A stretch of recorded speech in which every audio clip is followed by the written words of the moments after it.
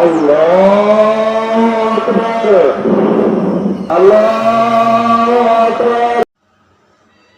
দর্শক, অবশেষে হয়ে গেল ঈদের নামাজ।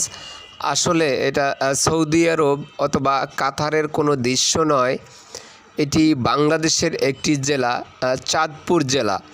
যে চাঁদপুর জেলাতে প্রতি বছর সৌদি আরবের সাথে মিল রেখে ঈদুল আজহা এবং ঈদুল ফিতরের নামাজ আদায় করা হয় এবং ঈদের যে কার্যক্রম কোরবানি সেগুলো পালন করা হয়।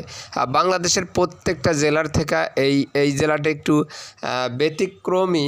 তো এই জেলার কার্যক্রম বা ঈদের জামাত এবং ঈদের নামাজ নিয়ে যদি আপনাদের কোনো মতামত থাকে অবশ্যই কমেন্ট করে জানাবেন যে বাংলাদেশের প্রত্যেকটা জেলার নিয়ম একরকম এবং চাঁদপুর জেলার জন্য কি আলাদা নিয়ম।